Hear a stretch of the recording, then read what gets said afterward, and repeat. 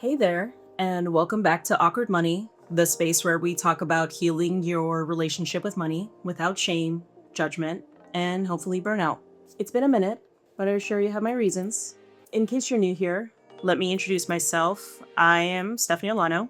I am a certified financial trauma coach and licensed therapist, and I work with predominantly Black and Brown folks who might be curious or questioning or know for sure that they're neurodivergent and who are tired of pretending that money doesn't stress them out. In today's video, this is just a gentle reminder that healing doesn't always look like using those budgeting apps every day or cutting out those lattes. Sometimes it's subtle, it's quiet, it sometimes looks like you're just breathing a little bit easier when you swipe your card at the grocery store. So if you've ever wondered, am I even healing? Is this even worth it? This video is just for you. So let's get into it. Here are the 5 signs that you're actually healing from your financial trauma, even if you're not even realizing it. Sign number 1, you're letting go of survival mode. You're no longer waiting for something bad to happen every time you get ahead. Anytime you get a promotion or a new job that offers some type of financial security, you're not thinking of the worst case scenario. That right there, that's your nervous system regulating itself. When we grow up in financial chaos or scarcity, our brain just gets wired to expect the worst or danger at every corner. That's the amygdala, that part of the brain that detects threats, stays on high alert. Again, that's that survival mode that I'm talking about. Letting this go could look like you're not double or triple checking your bank account before pumping gas or buying groceries. You're not always scanning the store for the cheapest version of everything just to feel safe. You're saying things like, wait, I'm okay. I can actually afford that name brand of tuna this week. You're making choices that just feel calmer and don't come from this panicky place anymore. That's your prefrontal cortex stepping in. This means that your body is learning that it's safe to pause. And we don't have to activate this people-pleasing tendencies we have. And I know, for a lot of us, rest may continue or used to feel like danger is about to happen because your nervous system thought stillness meant something bad was coming. Again, this is a trauma response.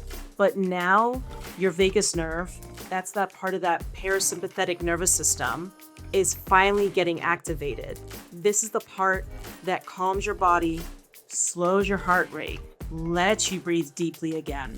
Sign number 3, you're unlearning the scarcity mindset you were raised with. You probably grew up hearing, we don't have it like that.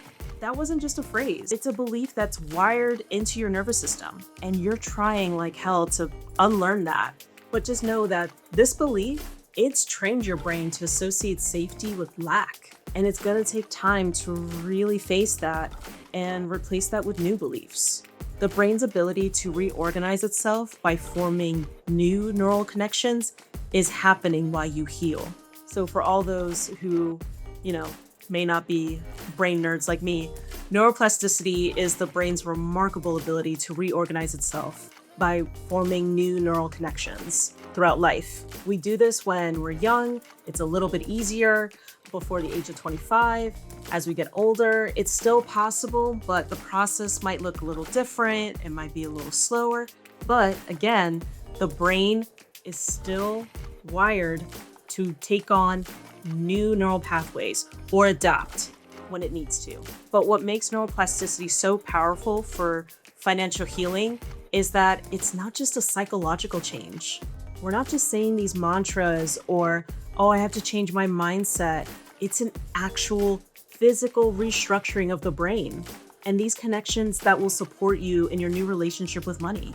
And hopefully from there, these new financial behaviors and perspectives, that will become the new default. Sign number 4, you're being intentional with what you support. You're spending with care. And hopefully this looks like supporting Black and Brown businesses in your neighborhood. We've done a good job at avoiding buying things at Target or Amazon or any of these other big box businesses that just don't align with our community. Saying no to those systems that profit off of our people's pain is key in all of this.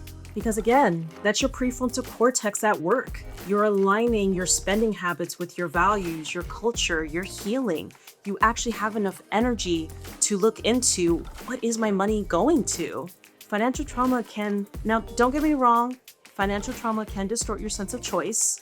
I'm not saying that we have to, support small business or it has to look a certain way, but hopefully you're in a place where you're choosing how to circulate your energy. And that can look like where you're spending your money. And we can start small. If you are purchasing things at these big box stores, maybe over time you could spend a little less. Just get the essentials and those extras you buy somewhere else. Do what you have to do to get by. Just know that there are other options. And you won't get this from just doing the budget. The message I'm trying to get across is this is a form of resistance. This is what liberation through your wallet really looks like. Sign number 5. You're talking about money with folks in your community. And it is not easy to do this, but you're breaking generational silence and trauma. And you're doing this by talking about the rates, talking about debt, credit, your financial boundaries, maybe even investing. Because again, your nervous system is learning that money talk doesn't have to come from a place of shame or danger. When you talk about money and community, especially folks who get it, like I really mean get it, you're co-regulating. This means your nervous system feels safer just by being around other healing nervous systems. That's how we turn silence into power. If any of these signs resonated with you, I hope you take a moment to really let that sink in. Because at the end of the day, this is what healing looks like. Whether or not it looks perfect or no one else really sees it, the journey, financial trauma, all of it is real. And so is your resilience.